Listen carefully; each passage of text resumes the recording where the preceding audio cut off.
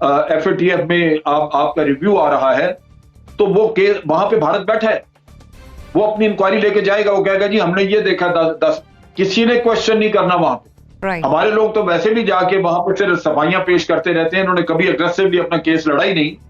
लेकिन जहां तक भारत का ताल्लुक है, वो अपना असर रसूख इस्तेमाल कर रहा है वहां पे। नतीजा ये कि आपके केस के ऊपर जो कह देता है वो चल पड़ती है बात वहां पे।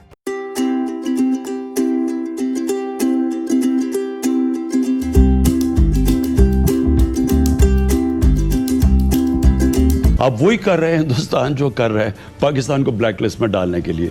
तो जितना हिंदुस्तान हमारे से दोस्त है उतनी दोस्ती आप करेंगे। खुदा न खास्ता पाकिस्तान ब्लैकलिस्ट हो सकता है। हुकूमत को चाहिए ऑपोजिशन का ताउन, लेकिन ऑपोजिशन का वो ताउन हुकूमत को दरकार नहीं है। और इस पर प्राइम मिनिस्टर ने अपने खदशात का खुलकर इजहार कर दिया है। साथ ही साथ ये जिम्मेदारी उन्होंने ऑपोजिशन पर आयद करने के हवाले से भी बात की है। लेकिन जनरल साहब, आप समझते हैं कि सेनेट के बाद पार्लियामेंट के मुश्तरका इजलास में भी बिलों की मुखालफत करेगी ऑपोजिशन? कि अगर कल कश्मीर पे बहस हो, हुकूमत ने आके नहीं इनको बुलाया, तो कश्मीर जो है उस पर हम सारे अपने हथियार फेंक के कहें जी ठीक है, जो भारत कर रहे हैं वो ठीक है, ये नहीं हो सकता। तो मेरा ख्याल है कि एक तो ये इनको ज्यादती नहीं करनी चाहिए, इस पे सियासत नहीं होनी चाहिए, ये एक असूली काम है, असूली फैसला होना चाहिए और इस पे वोट दे हुकूमत को इस पे फारिग करना चाहिए। इसमें हुकूमत का नहीं, सारे मुल्क का फायदा है इस काम के लिए। अब देखिए कि इस वक्त हो क्या रहा है भारत की तरफ से। भारत ने एन इस वक्त, जबकि आपके FATF वाले रिव्यू करने जा रहे हैं आपकी इम्प्लीमेंटेशन का, कि आपने किस तरह तक इम्प्लीमेंटेशन की है, ये सर पे खड़ी है चीज। उन्होंने पुलवामा का किस्सा दोबारा निकाल लिया, और ना सिर्फ निकाला है बल्कि एक झूठ का बहुत बड़ा फलंदा, जाली गुफ्तोशनी के जनाब के मैसेजेस एक्सचेंज हो रहे थे, जिनके लिए वो जिनकी वीडियो या जिनकी ऑडियो टेप बनाई है वो दुनिया से जा चुके हैं, वो मारे जा चुके हैं लोग, वो जिंदा नहीं है कि उनकी आवाज का कोई सैंपल दे सके या उनके बारे में कोई कह सके कि ये उन्हीं का है। उस वक्त तहकीक हुई थी और कहा गया था कि ये जो एक्सप्लोसिव है ये यहीं से लिया है, किसी कंस्ट्रक्शन कंपनी ने वहां पे इस्तेमाल किया कश्मीर में और वो इनको भेज दिया। अब कह रहे हैं नहीं जनाब, वो तो इन्फिल्ट्रेशन करते थे, तो हर दफा वहां से 12 kg उठा के लेके, उन पहाड़ों में तो 2 kg का वजन उठा के लेके जाना मुश्किल है, और आप इन्फिल्ट्रेशन वाली की बात करते हैं, इन्फिल्ट्रेशन है नहीं। तो ये वो ड्रामा आपके खिलाफ चल रहा है, जहां भारत आपको हर तरफ से घेर रहा है। पहले ही आपकी फॉरेन पॉलिसी, फॉरेन ऑफिस इतना अग्रेसिव नहीं है कि जो भारत की हरकत है उनका पोल खोले। उल्टा आपके अपने लोग जब आपको इस तरह जलील करने पर उतरे हों, तो आप सोचिए कि आपके मुल्क का बनेगा क्या। मैं तवक्को करता हूं कि इस पे कतन सियासत नहीं की जाएगी और बड़े होशमंदी से पोजीशन और इस बिल को पास करवाए। सही। मोना, ऑपोजिशन भले ही हुकूमत में नहीं है, लेकिन ऑपोजिशन में रहते हुए भी वो इस जमहूरी दौरे हुकूमत का हिस्सा है। दूसरा ये कि जो खदशात आपको और हमें यहाँ पर लाहक हैं, ऑपोजिशन को भी इस हवाले से बेहतर आगाही होगी, तो फिर बिलों में मुखालफत इस बार करेगी पार्लियामेंट के मुश्तरका सेशन में? जरिया बात यह है कि पहले तो मुखालफत करेगी या नहीं करेगी, इस बात पे आने से पहले 2 बातें हम क्लियर कर लेते हैं। एक तो बात ये बिल्कुल दुरुस्त है कि FATF की अगर खुदा न खास्ता ब्लैक लिस्टिंग होती है, या फिर अगर हम, क्योंकि ग्रे लिस्ट में हम लोग मजीद अब सस्टेन करें, ये मुझे नहीं लगता कहीं ना कहीं इधर या उधर करना है इस फैसले को। 2018 से हम हैं इस लिस्ट का हिस्सा, ग्रे लिस्ट का हिस्सा। अब इसको एक साइड पे इन्होंने करना है। ये एक नज़र आ रहा है, एक रवैया खासतौर पर जो एशिया पैसिफिक ग्रुप है FATF का, उनकी तरफ से, या उनकी तरफ से एक ये एटीट्यूड नज़र आ रहा है कि let's close this chapter once and for all, एक इसका फैसला कंक्लूसिवली किया जाए। तो ये बात है कि ग्रे लिस्ट के बाद अगर खुदा न खास्ता ब्लैक लिस्ट होते हैं हम, ये तो 100% इट्स अ गिवन कि पाकिस्तान की इकॉनमी के लिए इसके तबाहकुन किस्म के असरात होंगे। और इस वक्त हमारी मईशत का जो हाल है, ख़ासतौर पर कोरोना वायरस के बाद से, वो वैसे भी हम सबके इल्म में है, हम सबके सामने है, और हम एक तरह से इसके रिसीविंग एंड पे है मईशत के एतबार से। अभी आप देखिए, मैं जो बात कर रहा था ये पुलवामा केस की, उसमें जो उन्होंने इंक्वायरी बिल्डअप की है, उसमें उन्होंने 10 लाख रुपए की मनी लॉन्ड्रिंग शो की है। मैं समझता हूं कि वो टारगेटेड है। आ रही है यहाँ पे FATF में आपका रिव्यू आ रहा है, तो वो केस वहां पे भारत बैठा है, वो अपनी इंक्वायरी लेके जाएगा, वो कहेगा जी हमने ये देखा 10 किसी ने क्वेश्चन नहीं करना वहां पे। हमारे लोग तो वैसे भी जाके वहां पर सिर्फ सफाइयां पेश करते रहते हैं, इन्होंने कभी अग्रेसिवली अपना केस लड़ा ही नहीं। लेकिन जहां तक भारत का ताल्लुक है वो अपना असर रसूख इस्तेमाल कर रहा है वहां पे। नतीजा ये कि आपके केस के ऊपर जो कह देता है वो चल पड़ती है बात वहां पे। तो 10 लाख रुपया उन्होंने उसमें वाजे किया है, 2 बैंकों का नाम लिया कि जी फलां बैंक उसके जरिए इन्होंने मनी लॉन्ड्रिंग की।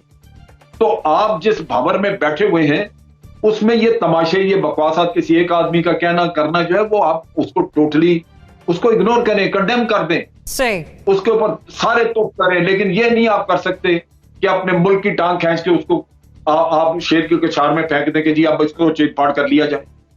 ये गलत है। ठीक है। एनबीसी जनरल साहब कह रहे हैं कि मजम्मत कर लें लेकिन सिक्योरिटी के मामले को पॉलिटिसाइज ना करें। आप अपना कमेंट ऐड करना चाह रहे थे, मैं इसलिए आपकी तरफ आ रही हूँ। जी बिल्कुल ठीक बात जनरल साहब की, बिल्कुल।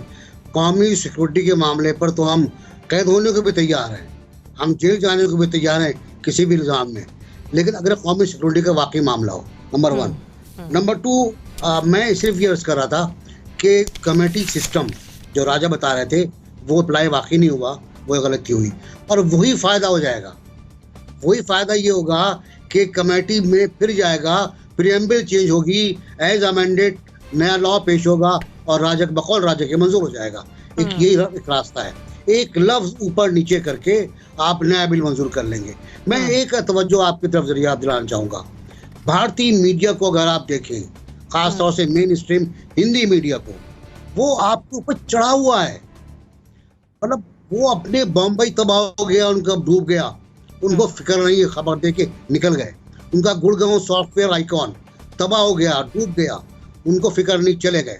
दिल्ली डूब गया, दिल्ली फिर डूब गया, उनको फिक्र नहीं, चले गए। वो आपके पीछे पड़े हुए, हत्या के वो हमारी अदाकारा के पीछे पड़ गए। वो हर एतबार से आपको टेररिस्ट, आपको मनी लॉन्ड्रिंग का मुजरिम साबित करना चाहते हैं। ऐसे में हमें थोड़ा सा ख्याल करना होगा, हमें थोड़ा सा देखना होगा कि हिंदुस्तान क्या चाहता है, भारत क्या चाहता है, भारत का मकसद क्या है।